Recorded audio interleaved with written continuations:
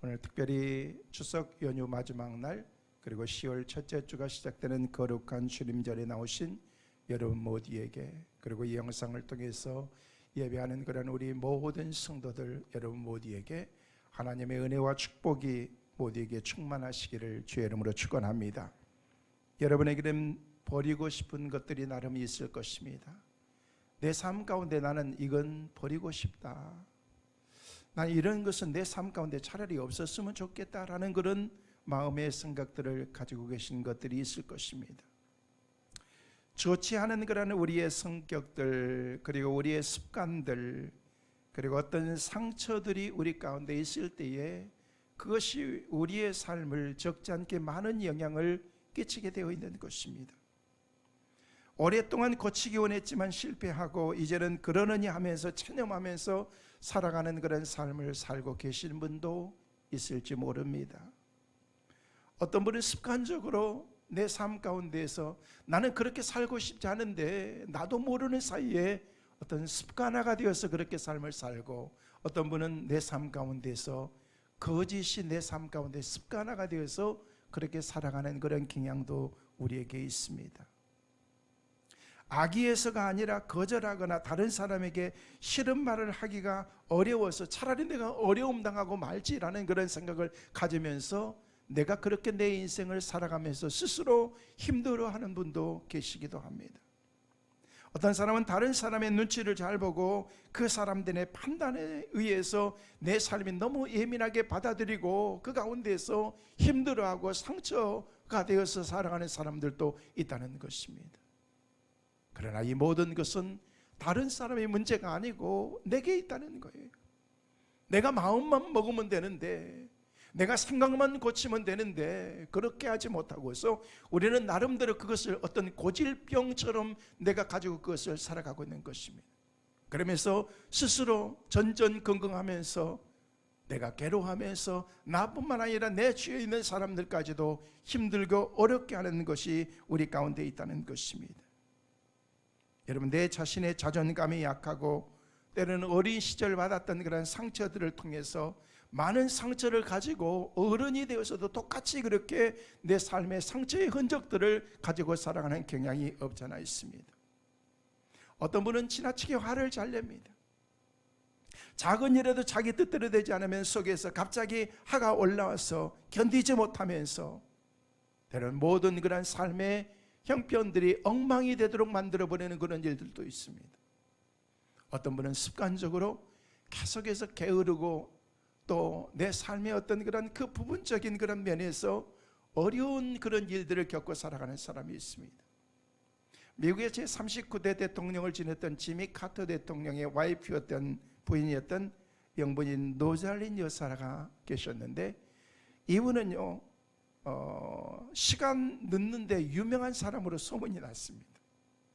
그래서 항상 약속을 하면 굉장히 늦는 거예요. 나중에 그가 영분이 되어서 백악관에 가 있는데도 백악관에서도 계속해서 늦는 거예요. 그래서 자기 남편하고 맨날 이렇게 이런 거 사소한 거 가지고 싸우는 거예요. 조금 미리미리 준비해라. 카터 대통령은 항상 30분 전에 미리 그곳에 도착해서 약속을 기다리고 약속한 그 일들을 이루기 위해서 그렇게 하고 있는데 자기 부인이 준비가 되지 않는 것입니다. 그렇게 대통령을 지내고 오랜 세월이 지냈는데 나이가 다 들도록 항원이 돼가는 그런 그 나이 가운데도 여전히 그 삶이 고쳐지지 않더라는 것입니다. 어느 날 로잘린 여사가 생일을 맞이하면서 사랑하는 아내에게 편지를 쓰면서 이런 내용 저런 내용의 편지를 쓰면서 대통령이 문득 그런 생각이 들었습니다. 아무리 고치려고 해도 못 고치는 병이니 아내의 그 병을 내가 그냥 받아들여야 되겠다라는 그런 생각을 가지면서 대통령을 지냈던 그런 카터 이분이 자기 부인에게 이런 편지의 내용을 썼습니다. 내가 오늘까지 당신을 위해서 너무 많이 괴롭힌 것 같소. 지금부터는 당신이 나와 시간 맞추는 일로부터 자유로웠으면 좋겠습니다. 그리고 내가 당신에게 시간을 맞추겠소 라고 그렇게 얘기했다는 거예요. 편지에 짧은 그런 내용을 적었는데 그 부인이 로잘린 여사가 얼마나 기뻤던지 이렇게 고백했다고 합니다. 고맙습니다. 당신이 내게 준 최고의 값진 생일 선물입니다. 자기도 알고 있었던 거예요. 이것을 고쳐야 된다는 사실을, 이것이 자기에게 얼마나 힘들고 있다는 것을 알고 있었던 그런 이 여인이 남편이 자기를 이해해 주는 것입니다. 받아들여주는 것입니다. 그냥 있는 그대로 받아들이겠다는 것입니다. 여러분, 사소한 것 같지만 이게 고쳐야 된다는 사실을 알고 있지만 이게 마음대로 고쳐지지 않는다는 것입니다. 여러분, 우리에게도 고질적인 병이나 습관이나 성격 같은 것들이 우리에게 있을 것입니다. 이런 것들을 우리가 고치지 않으면 안 되는 것입니다.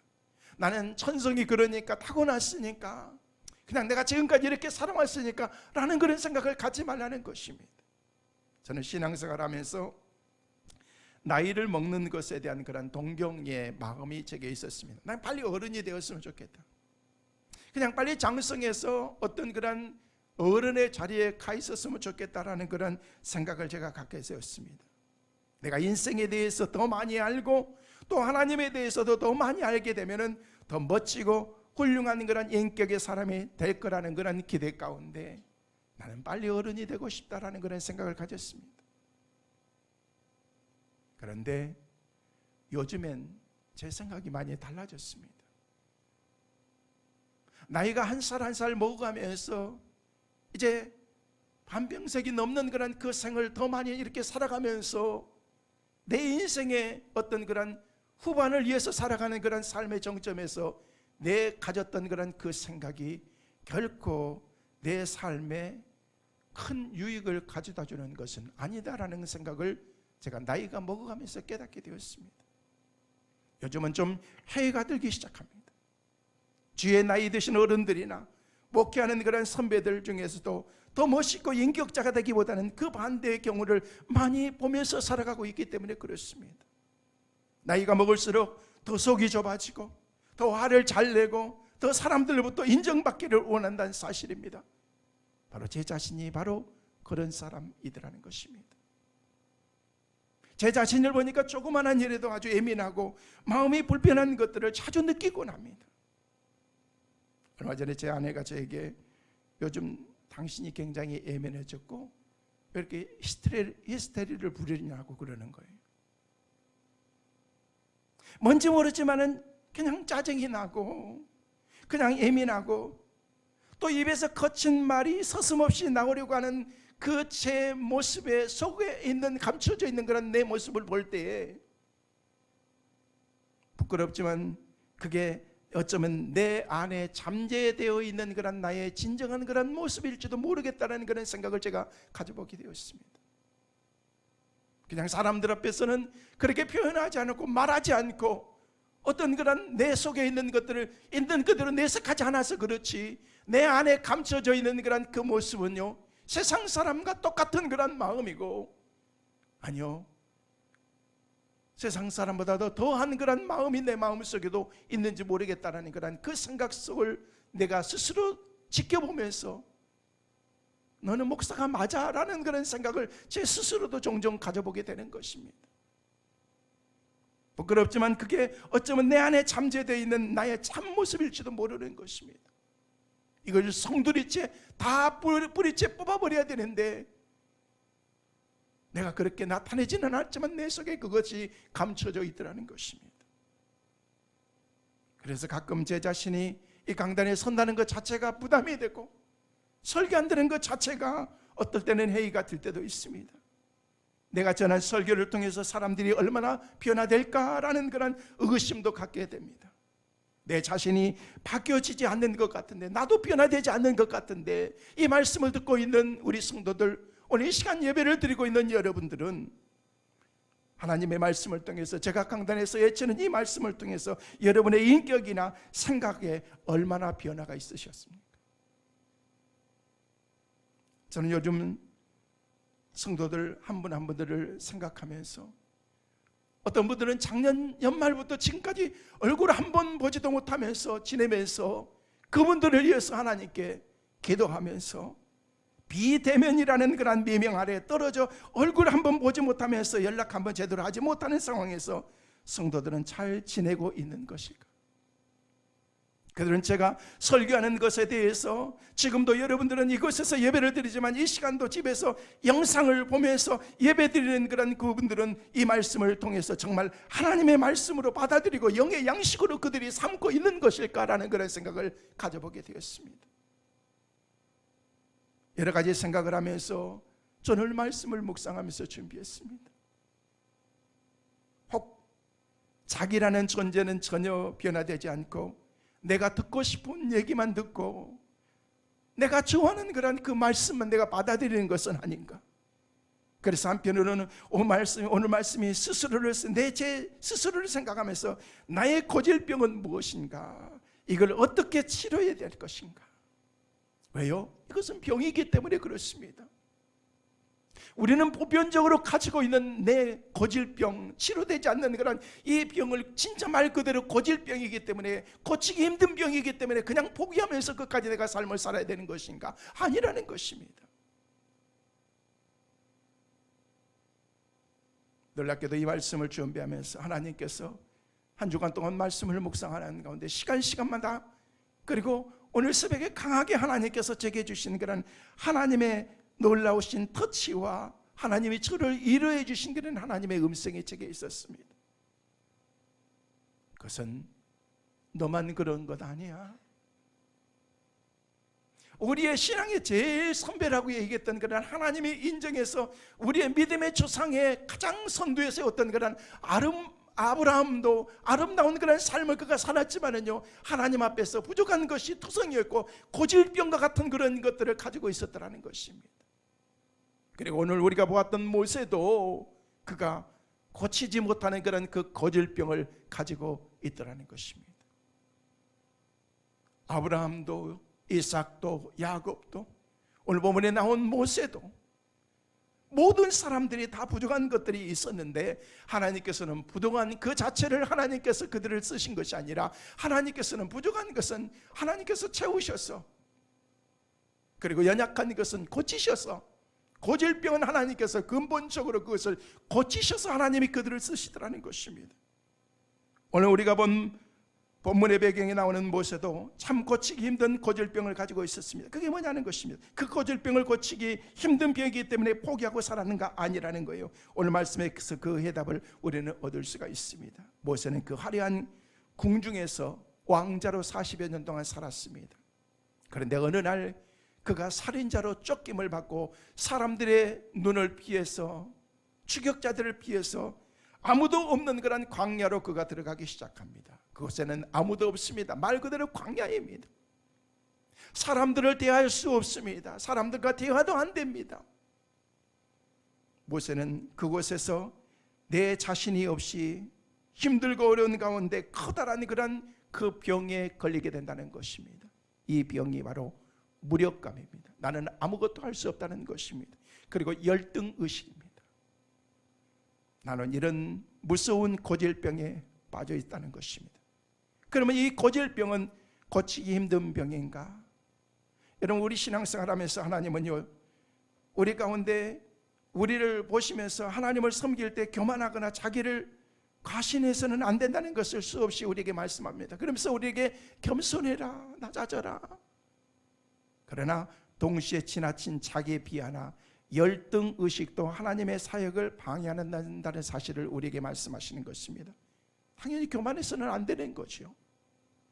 모세는 40년 전에 자신을 얼마나 과신했습니까? 내가 이런 사람이라는 것입니다.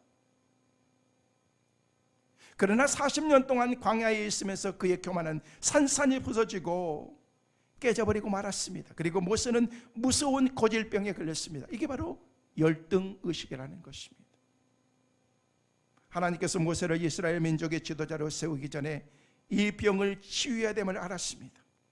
그래서 하나님은 모세의 열등의식을 치료하기 위해서 모세에게 찾아가서 대화하시고 그를 하나씩 고쳐서 하나님께서 그를 새로운 사람으로 만들어가고 계신 것입니다.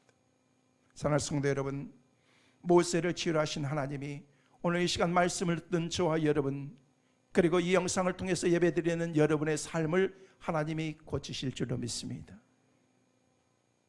하나님이 우리 가운데 찾아오시고 여러분이 하나님께 나가기만 하면은 하나님이 나를 고치신다는 것입니다. 하나님은 모세를 어떻게 치료하시는지 오늘 말씀을 통해서 그 해답을 여러분 우리가 얻어야 됩니다. 그리고 내가 하나님 앞에서 치료받아야 되고 내가 해결돼야 될 그 문제가 무엇인지에 대해서 오늘 말씀을 통해서 하나님은 분명히 말씀하실 것입니다. 저는 세 가지로 말씀을 드립니다. 첫째로 우리 하나님은 우리가 문제가 있을 때 그 문제를 드러내심으로 우리 하나님께서는 치료하시는 것입니다.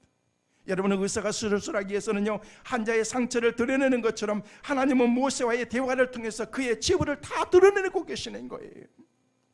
여러분은 의사 앞에 서면 부끄러운 것입니다. 병 자체가 부끄러운 것이 아니라 내가 치부를 드러내야 된다는 것이 부끄러운 것입니다. 의사 앞에 섰는데 나는 부끄러워서 옷을 못 벗겠어요 라고 그렇게 말하면 안 되는 것입니다. 의사 앞에서는 다 벗어야 되는 것입니다. 치부도 드러내야 되는 것입니다. 그래야 우리를 고칠 수 있기 때문에 그런 것입니다. 우리가 직면하는 문제 가운데 어떤 것은요, 우리가 정말 부끄러운 것일 수도 있습니다. 치부를 드러내는 것 같은 그런 우리의 모습일 수도 있다는 것입니다. 그러나 어떤 문제든지 해결하지 않으면요, 그 가운데서 우리는 하나님께 나갈 수가 없습니다. 하나님께 쓰임 받을 수가 없습니다. 그래서 하나님께서는 이 문제에 대해서 심각하게 우리 가운데 다루고 계시는 거예요. 모세가 직면한 문제는요, 이 문제를 해결하지 않으면 안 되는 문제이기 때문에 하나님께서 모세에게 찾아와서 그 문제를 지금 지적하고 다루고 계시는 거예요. 모세가 직면한 문제는요, 바로 열등의식이라는 것인데, 이 열등의식의 증상은요, 여러 가지로 나타납니다. 그 열등의식의 증상 가운데 첫 번째가 뭔지 아십니까? 문제는요, 자기 상실의 문제인 것입니다. 내 자신을 잃어버린다는 거예요. 내 자신이 없습니다. 내가 누구인지를 모르겠다는 것입니다. 하나님의 백성인 이스라엘 민족을 인도하라는 그런 하나님의 명령 앞에서 모세의 대답은 도대체 내가 누구입니까? 하나님, 내가 누군데요? 내가 그럴 만한 사람이 아닌데 라고 얘기하면서 자신에 대해서 지금 얘기하고 있는 것입니다. 출애굽기 3장 11절 말씀을 같이 한번 보실까요? 같이 보십니다. 모세가 시작. 모세가 하나님께 아뢰되 내가 누구이기에 바로에게 가며 이스라엘 자손을 애굽에서 인도하여 내리까. 이게 말씀이 오니까 내가 누구이기에. 모세는 광야에서 40년 동안 있으면서 자기가 누구인지 모르는 자기의 상실의 문제를 지금 직면하고 있습니다. 왜요? 그동안 자기가 누구인지에 대해서 사람이 아무도 얘기하지 않았습니다. 그냥 광야에서 동물들과 함께 지내면서 동물들이나 케어하면서 외롭게 밤낮을 지내면서 뜨거운 태양볕을 피해서 전전긍긍하면서 밤의 추위를 피해서 전전긍긍하면서 살았던 그런 지난 40여 년의 삶을 통해서 내 자신의 존재를 다 잃어버린 것입니다. 모세가 경험한 자기 상실의 문제는 지금 우리가 경험하고 있는 문제일지도 모릅니다. 여러분이 지금 겪고 있는 문제일지도 모릅니다. 나는 누구인가? 내가 어렸을 때 가졌던 그런 꿈은 이런 것이 아니었는데, 내가 청소년 시절에 청년 때에 내가 가지고 있었던 바람이나 어떤 나름대로의 구상은 이런 것이 아니었는데, 사랑하는 아내를 만나고 사랑하는 남편을 만나서 내가 그렸던 그 그림은 지금 이런 것이 아니었는데 내가 지금 왜 이렇게 살아가고 있는 것인가? 나는 누구인가? 내 모습은 이런 것은 아니었는데 라는 그런 생각을 가지면서 살아가게 된다는 것입니다. 자기 상실의 문제인 것입니다. 여러분, 40년 전에 모세는 자기 확신에 차 있었습니다. 자기가 누구라는 사실에 대해서 분명히 알았습니다. 그러나 이제는 자신을 모르겠다는 것입니다. 자기 존재에 대한 그런 가치를 알지 못하겠다는 것입니다. 일종의 자기 상실이라고 말할 수가 있는 것입니다. 이 문제는 열등의식과 깊은 관계가 있는 것입니다. 만아이라 열등의식의 문제는요, 자기 불신의 문제라고 말할 수가 있습니다. 내 자신의 불신인 것입니다. 나를 믿지 못하겠다는 것입니다. 아무리 사람들이 나를 믿지 않고 사람들이 나를 인정하지 않는다고 할지라도 적어도 나의 자신만큼은 내가 스스로 나를 불신하는 그런 마음이 없어야 되는데, 내가 스스로 그렇게 불신하는 마음을 가지고 있다는 것입니다. 모세는 40년 전에 자기 자신에 대한 확신이 있었습니다. 그러나 40년 후에 달라졌습니다. 하나님께서 모세에게 그 백성을 인도하라고 명령하실 때 모세의 대답은 누가 내 말을 믿겠습니까? 라는 그런 얘기인 거예요. 출애굽기 4장 1절 말씀을 같이 한번 보실까요? 모세가 시작. 모세가 대답하여 이르되 그러나 그들이 나를 믿지 아니하며 내 말을 듣지 아니하고 이르기를 여호와께서 내게 나타나지 아니하셨다 하리이다. 여기 말씀하니까 나를 믿지 아니하며 내 말을 듣지 아니하고 믿지 않고 듣지 않다는 것입니다. 사람들이 내가 뭐라고 한다고 해도 안 믿을걸요. 내가 무슨 말을 해도 내 말 안 들을걸요. 내 남편은 무슨 말을 해도 내 말 안 들어요. 제 아내는 내가 무슨 말을 해도 안 들어요. 여러분 40년 전에 자기 확신에 차 있었던 모세가 이제는 자기를 불신하고 있는 것입니다. 누가 자기의 이야기를 들어주겠느냐는 거예요. 자기 신념이나 자기 확신이나 자기 고집이나 자기 야망에 차 있었던 모세가 40년이 지난 지금에 와서 이렇게 많이 달라졌습니다. 모세는 동족에게서 거절당하고 버림을 받았습니다. 처절하게 거부당하면서 광야로 쫓겨난 뒤에 40년이나 긴 세월을 지내게 되었습니다. 이는 이제 아무도 믿을 수 없다는 것입니다. 나는 사람들을 못 믿겠다는 것입니다. 우리 인생도 그와 같을 때가 많습니다. 저나 여러분이 인생을 살면서 일상의 크고 작은 주위의 사람들로부터 거절당하고 상처당하고 본의 아니게 말의 어떤 그런 구설수에 오르는 그런 가운데 사람들에 대한 그런 불신, 저 사람이 내게 가까우면 저 사람을 통해서 내가 어떤 상처를 받을 것인가 라는 것들부터 내가 먼저 생각하게 된다는 것입니다. 그래서 사람들을 만날 때마다 사람들이 나를 도와주리라는 생각보다는 나에게 피해를 줄 것이라는 그런 피해의식을 더 많이 가지고 살아갈 때가 많이 있습니다. 누구를 만나든지 나를 도와주고 나를 세워주고 나를 이끌어줄 사람이라고 생각하지 않냐고 자기를 불신할 뿐만 아니라 이웃까지도 불신하고 있는 현실의 삶을 우리가 살아가고 있다는 것입니다. 일종의 자기 자신의 불신인 거지요. 그게 바로 열등의식 가운데서 나오는 것입니다. 또 열등의식 가운데 나오는 세 번째 문제는요, 무력감의 문제인 것입니다. 내가 너무 힘이 없습니다. 지금 힘이 없죠. 나이 80이 되었습니다. 내 주위에 아무도 없습니다. 있는 것이라고는 허허벌판과 널려있는 그런 동물들이나 그밖에 없습니다. 자기가 할 수 있는 능력이 없다는 것입니다. 계속해서 모세가 하나님께 변명하면서 나는 말이 능하지 못하고 입이 뻣뻣하고 혀도 둔해서 나는 그런 사람입니다. 출애굽기 4장 10절 말씀 같이 한번 보시겠습니다. 모세가 시작. 모세가 여호와께 아뢰되 오 주여 나는 본래 말을 잘하지 못하는 자니이다. 주께서 주의 종에게 명령하신 후에도 역시 그러하니 나는 입이 뻣뻣하고 혀가 둔한 자니이다. 그 40년 전에 모세는 그렇지 않았습니다. 그 뒤에 여러분 사도행전에 나와 있는 그런 모세의 모습을 사도행전 7장 22절에는 우리에게 그렇게 말하고 있습니다. 같이 보십니다. 모세가 애굽 사람의 모든 지혜를 배워 그의 말과 하는 일들이 뭐하더라? 등하더라. 모세가 이런 40년 전에는요 이런 사람이었어요. 모세는 말에도 그리고 행하는 그런 모든 일에도 힘이 있었고 능력이 있었고 나름대로 어떤 그런 말의 권위가 그에게 있었다는 것입니다. 얼마나 똑똑하고 강했는지 모릅니다. 어떤 의미로 산 정상 우뚝 서 있는 그런 정상에 서 있는 사람이었습니다. 그러나 40년 동안 그런 가장 인생의 밑바닥인 골짜기에 떨어져서 허우적거리고 있다는 것입니다. 내 자신도 어떤 그런 컨트롤이 안 되는 그런 상황 가운데 그가 지금 살아가고 있는 것입니다. 어떤 의미로 우리가 그런지도 모릅니다. 인생을 살다 보면 무력감에 빠질 때가 있습니다. 이제는 새롭게 뭔가를 시작해야 될 것 같은데 내 삶을 돌이켜보면 현실이 그렇지 않습니다. 나이가 너무 많이 먹어버렸습니다. 뭔가를 새롭게 도전한다는 것 그 자체가 내 삶 가운데 불가능한 것처럼 느껴질 때가 있다는 것입니다. 나는 아무런 힘이 없습니다. 무력감인 것입니다. 내가 그러면 이를 어떻게 살아야 될 것인가? 그냥 이대로 현실을 직시하면서 내가 그냥 사는 것인가? 포기하면서 내가 살아야 되는 것인가? 모세처럼 80 이상 되신 분은요 그냥 그런 마음을 잡수셔도 어떻게 가능할지도 모릅니다. 그러나 80이 안 되신 분은요 그렇게 인생 살아서는 안 되는 거예요. 뭔가 도전하고 끝까지 해도 안 되면 할 수 없지만 최선을 다해서 내 인생을 살아보는 것입니다. 미래를 계획해 보는 것입니다.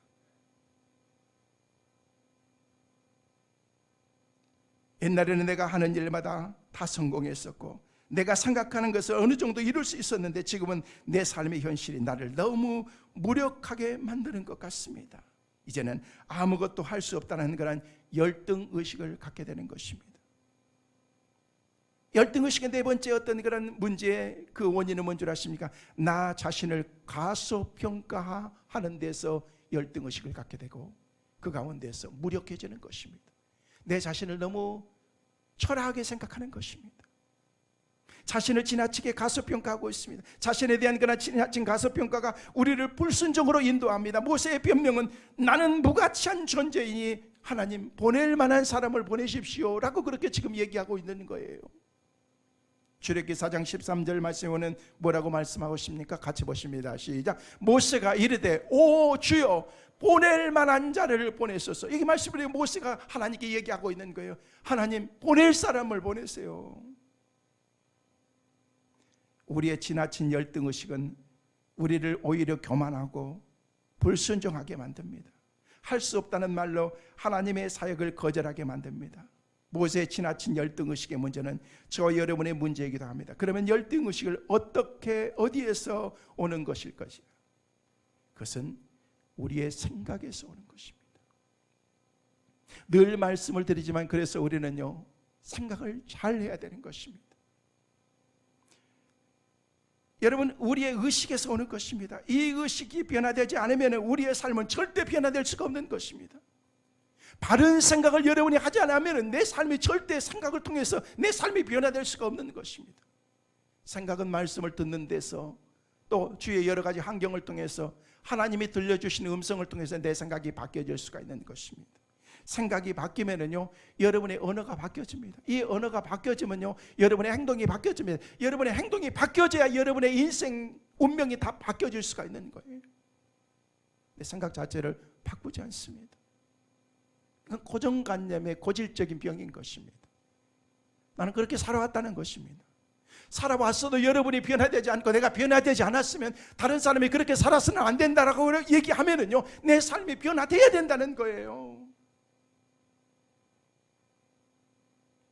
에머슨이라는 사람은 생각이 곧 열쇠라고 그렇게 얘기했습니다.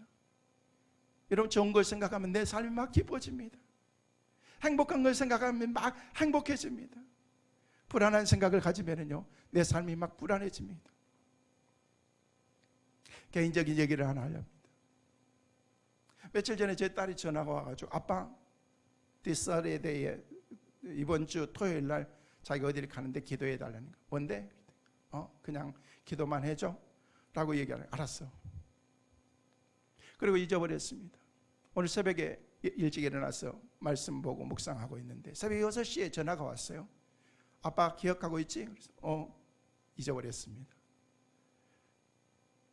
그래서 뭔데 했더니 오늘 사실은 내가 낙하산을 타고 이게 그 비행기 수천 미터에 올라가 가지고 비행기에서 낙하산을 등에 지고 이게 낙하산 하강하는 그런 거를 한다는 거예요. 진짜로 비행기를 타서 낙하산 떨어지는 거야? 그랬더니 너 미쳤어? 무슨 행글라이더를 타고 그러는 것도 아니고 수천 미터를 타고 가지고 거기서 그냥 비행기에서 낙하산을 하강을 하는 거예요. 그 얘기를 듣는데요 손에서 땀이 쫙 나면서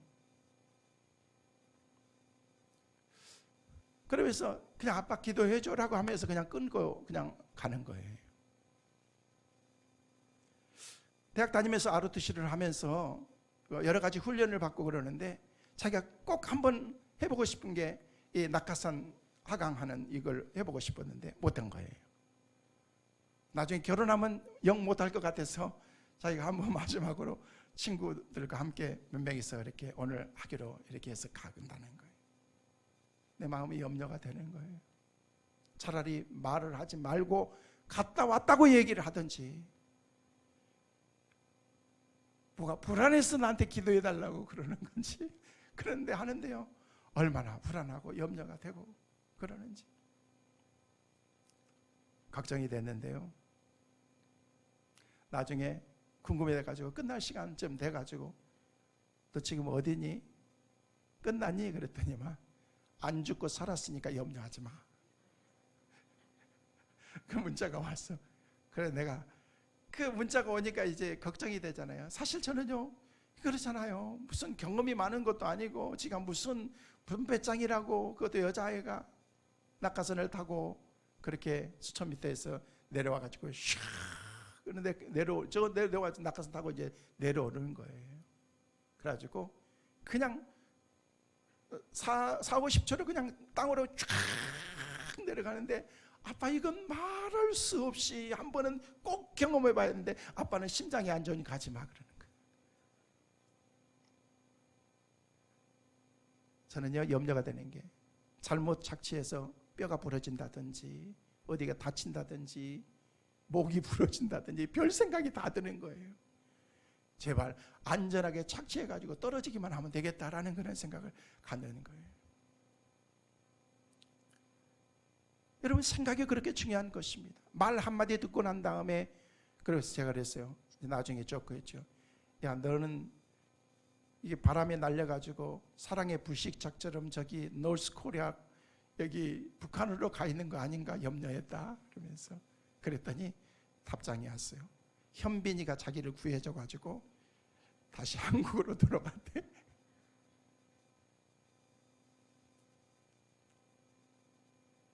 여러분 생각을 불안한 생각을 가지니까 내 삶의 모든 것이 다 불안하는 거예요.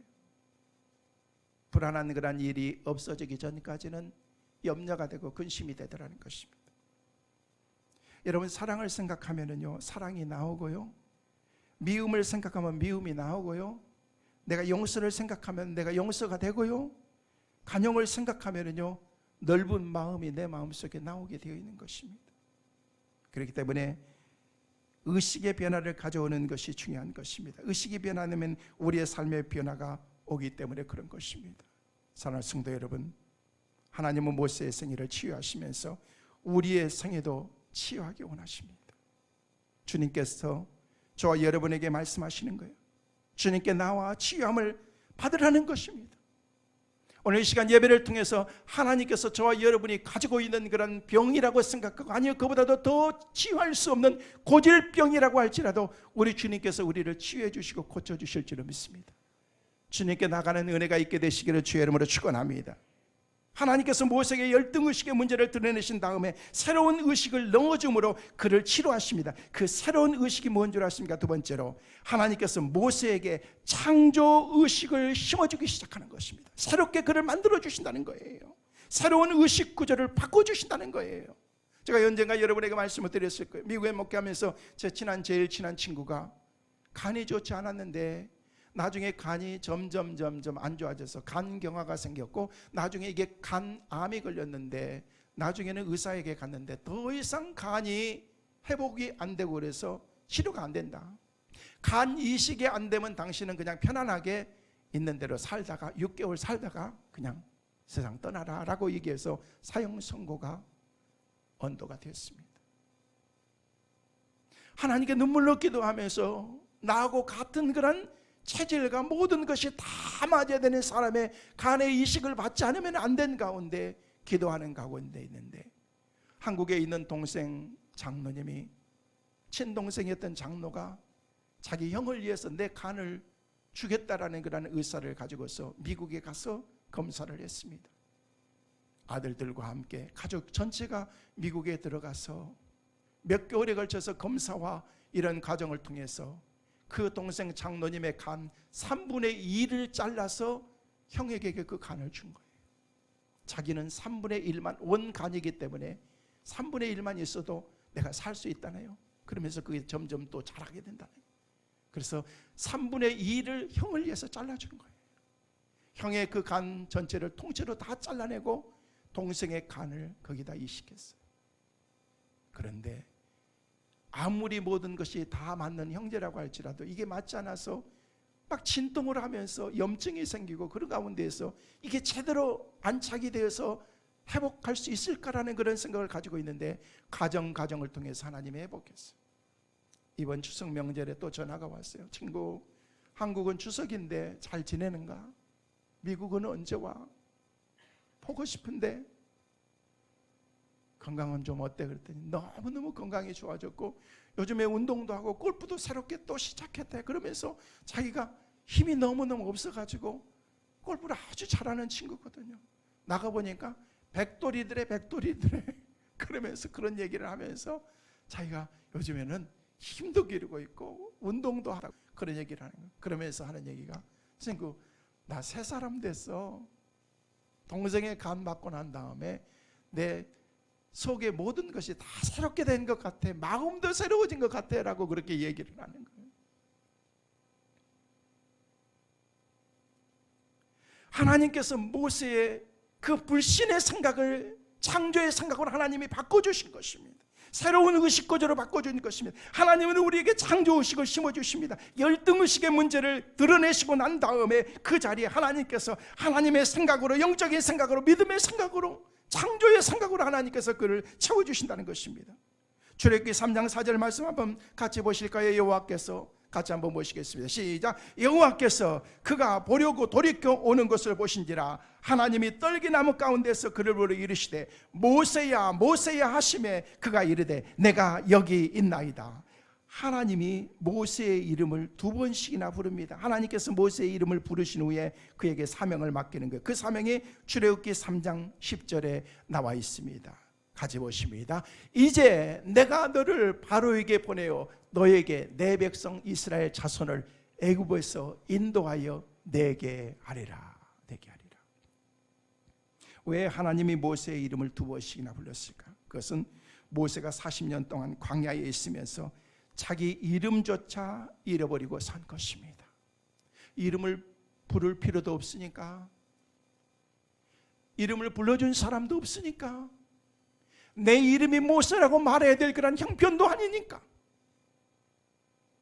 하나님이 모세의 이름을 부르시면서 모세에게 독특한 창조의식을 심어준 것입니다. 모세로 하여금 열등의식을 완전히 제거해버리고 불신의 생각을 제거해버리고 우리 하나님께서 그 가운데에서 이름을 불러주는 거예요.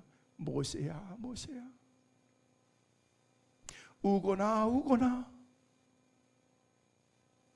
하나님께서 나의 이름을 불러주신다는 것입니다. 사랑하는 성도 여러분, 우리의 잘못된 의식 구조를 믿음의 구조, 하나님의 생각으로 따지고 보면은요, 지금 모세가 누구 형편과 누구와 비교할 만한 지금 상황인가요? 바로 왕과 어떻게 내가 비교해요? 말 잘하는 형과 어떻게 그렇게 비교하면서 내가 살아갈 수 있겠느냐는 거예요. 그런데 지금 그렇게 하고 있습니다. 하나님이 부르셔서 네가 앞으로 이런 일을 해야 되겠다라고 얘기하니까 하나님, 나는 바로왕처럼 그럴 만한 그런 위치도 아니고 능력도 없는데요. 하나님께서 그렇게 능력이 있어서 그렇게 바로왕을 쓰신가요? 모세를 쓰시겠다라고 그렇게 말씀하신가요? 말 잘하는 그 형 아론을 불러서 야, 말 네가 잘하니까 그냥 한번 네가 멋지게 한번 해봐라 라고 그렇게 말씀하시는 거예요. 아니잖아요. 모세가 지금 말 못하는 거 알아요. 여러분도 한 달만 말 안 하고 지내보세요. 말이 어눌해질 거예요. 대화 없이 한번 살아보세요. 제가 어른들을 신방하면서 느끼는 게 뭔 줄 아세요? 어른들에게 가면은요, 그냥 어른들 입 보면서 내만 하고 있으면은요, 1시간 그냥 쑥 갑니다. 얼마나 하시는 얘기가 많은지. 외롭다는 거예요. 말할 상대가 없다는 것입니다. 그래서 어른들은요, 잘 들어주기만 하면 되는 거예요. 근데 지금 모세는 지금 그러는 거예요. 하나님, 내가 누구인데 비교하고 있는 것입니다. 여러분, 비교의식은 하나님의 의식이 아닙니다. 여러분, 비교의식은 사탄의 생각인 것입니다. 따라하겠습니다. 비교의식은, 더 크게, 비교의식은 하나님의 의식이 아니다. 비교의식은 사탄의 생각이다. 믿으시면 아멘. 말을 좀 못하면 어때요? 다른 사람보다 좀 부족하면 어때요? 좀 가난하면 어때요? 좀 좋은 가문이 아니면 어때요? 좋은 집에 안 살면 어때요? 더 많이 내가 다른 사람보다 누리지 못하면 어때요? 괜찮아요. 하나님께서 그런 것 때문에 나를 하나님이 쓰시는 것은 아니잖아요. 여러분 비교하지 마십시오. 참으로 아름답고 고귀한 창조의식을 갖고 하나님께서 우리의 삶을 통째로 바꿔주신 거는 하나님의 사람들이기 때문에, 하나님의 자녀들이기 때문에 열등의식에 빠지지 말고 자부와 긍지를 가지고 힘있게 살아가는 우리 모두가 되시기를 주의 이름으로 축원합니다. 마지막으로 우리 하나님께서는요, 동행의식을 심어주심으로 우리 하나님께서 우리를 치유하시고 우리를 사용하시는, 하나님이 나와 함께 하시겠다는 것입니다. 오늘 본문의 말씀이 바로 그런 말씀인 것입니다. 하나님은 우리에게 동행의식을 심어줌으로써 우리의 열등의식을 치유하십니다. 모세가 지금 부딪힌 문제는 무력감의 문제입니다. 80세가 된 모세는요, 그의 육체의 힘이 떨어져감을 느낍니다. 육체의 힘이 옛날과 같지 않다는 것입니다. 그러나 하나님은 모세의 힘으로 하는 것이 아니라고 하시면서 동행의식을 심어주는 것입니다. 다시 한번 오늘 본문 12절 말씀 보실까요? 같이 보십니다. 시작. 하나님이 이르시되 내가 반드시 너와 함께 있으리라. 내가 그 백성을 애굽에서 인도하여 낸 후에 너희가 이 산에서 하나님을 섬기리니 이것이 내가 너를 보낸 뭐니라?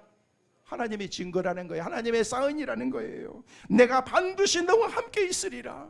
모세와 함께 계시다라고 말씀하신 하나님이 오늘 이 시간에 우리와 함께 하실 줄로 믿습니다. 하나님과 동행하시는 우리 모두가 되시기를 주의 이름으로 축원합니다. 그 뒤에 출애굽기 3장 14절에는 하나님 뭐라고 말씀하십니까? 같이 보십니다. 하나님이 모세에게 이르시되 나는 스스로 있는 자 아니라, 또 이르시되 너는 이스라엘 자손에게 이같이 이르기를 스스로 있는 자가 나를 너에게 보내셨다 하라. 여기 말씀하니까 하나님은 나는 스스로 있는 자 아니라 I am who I am. 나는 스스로 있다는 거예요. 여러분 요한복음 말씀은 예수님께서 I am 이라는 그런 말을 많이 쓰고 있습니다. 나는, 그러면서 나는 생명이고 I am, 나는 생수고 부활이고 길이고 진리고 라는 그런 말씀을, 하나님이 말씀을 쓰고 계십니다. 성도 여러분, 생명이 필요하십니까? 진짜 참 생명이 여러분에게 필요하십니까? 나는 생명이라고 말씀하시는 예수님을 받아들여서 생명의 주님과 함께하는 우리 모두가 되시기를 주의 이름으로 축원합니다. 길을 몰라서 헤매십니까? 길 대신 예수님을 받아들이면 길을 알게 됩니다. 예수님이 부활이라고 말씀하셨습니다. 예수님이 나의 공급자라고 말씀하십니다. 예수님께서 모세에게 내가 무엇을 하든지 내가 너를 인도하고 네가 필요한 모든 것을 내가 공급하리라. 하나님께서 우리의 길을 인도해 주신다는 거예요. 오늘 우리가 불렀던 찬송 384장처럼 나의 갈 길 다가도록 예수 인도하시니 무슨 일을 만나든지 만사형통하리라. 하나님이 우리를 인도하시고 갈 길을 지도하시고 하나님이 우리를 동행해 주신다는 것입니다. 위대한 삶을 살기 시작한다는 것입니다. 그러나 그것은 모세가 위대한 것이 아니라 모세를 인도하신 하나님이 어떤 분이신가를 우리에게 말씀하고 계시는 거예요. 출애굽기 3장 12절 11절 말씀은 우리에게 뭐라고 말씀하십니까? 같이 한번 보실까요? 모세가 시작. 모세가 하나님께 아뢰되 내가 누구에게 바로에게 가며 이스라엘 자손을 애굽에서 인도하여 내리이까? 하나님이 이르시되 내가 반드시 너와 함께 있으리라. 내가 그 백성을 애굽에서 인도하여 낸 후에 너희가 이 산에서 하나님을 섬기리니 이것이 내가 너를 보낸 뭐니라? 증거니라. 증거니라. 하나님의 증거가 여기에 있다는 거예요. 네가 말한 모든 것을 내가 할 수 있도록 내가 너 도와줄 거야. 걱정하지 마. 네가 말을 잘하겠다고 말하면 말 잘할 수 있도록 만들어주고, 네게 능력이 필요하면 내가 능력도 줄 거야. 나는 전능자야, 창조주야, 공급자야, 치유자야. 우리 하나님께서 그렇게 말씀하고 계십니다. 우리 예수님께서는 마태복음 28장 10절 말씀에 뭐라고 말씀하고 있습니까? 같이 보십니다. 시작. 내가 너희에게 분부한 모든 것을 가르쳐 지키게 하라. 볼지어다 내가 세상 끝날까지 너희와 항상 함께 있으리라 하시니라. 할렐루야. 하나님이 우리와 함께 하실 줄로 믿습니다. 말씀을 정리합니다. 우리 모두는 나름 고질병을 가지고 있습니다. 내 자신에게도 고질병이 있습니다. 고쳐야 됩니다. 여러분에게도 그 병 가지고 있으면 안 됩니다. 고쳐야 됩니다. 못된 습성들 고쳐내야 됩니다.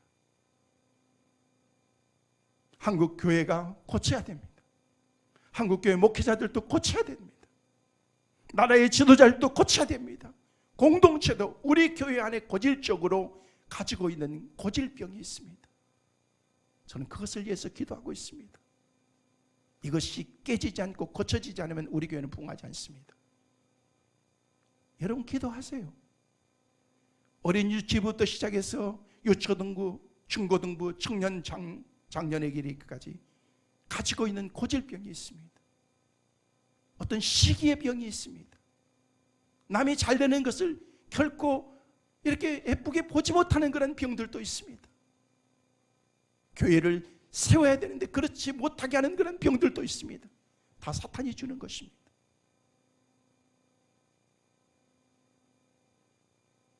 그 병은 때론 치유가 힘들지도 모릅니다. 왜? 지금까지 계속해서 우리는 답습해 왔기 때문에. 그러나 고쳐야 됩니다. 한국 교회가 고쳐야 될 병이 있습니다. 우리나라 대한민국 안에 고질병이 있습니다. 이걸 고치지 않으면 나라에 희망 없습니다. 내 개인을 떠나서 공동체를 떠나서 커뮤니티, 그게는 이 나라 컨트리 전체가 고쳐야 될 병이 있습니다. 문제가 있으면 고쳐야 돼요. 트럼프 대통령 이멜다 여사가 코로나 양성 반응이 나서 고치료 병원에 들어갔습니다. 고쳐야 됩니다. 내 삶에 어떤 문제가 있으면요, 그것을 내려놓고서 치부라고 한다고 할지라도 드러내놓고서 고쳐야 된다는 것입니다. 그 병을 때로는요, 감추고 내가 해결해 보려고, 내가 지금까지 한번 했으니까 한번 끝까지 해보겠다고 했는데도 안 된다는 거예요. 그러면 내려놓고 하나님께 나가야 된다는 것입니다. 우리 주님께서 세상 끝날까지 우리와 함께 하시겠다고 약속하신 그 약속을 진짜 믿는다면, 그것을 하나님의 말씀으로 우리가 받아들인다고 하면요, 그 말씀대로 우리는 하나님께 한번 내 문제를 맡겨봐야 된다는 것입니다. 히브리서 13장 5절 말씀에 보면은 우리에게 뭐라고 말씀하십니까? 같이 보실까요? 시작. 돈을 사랑하지 말고 있는 바를 족한 줄로 알아. 그가 친히 말씀하시기를 내가 결코 너희를 버리지 아니하고 너희를 떠나지 아니하리라 하셨느니라. 할렐루야.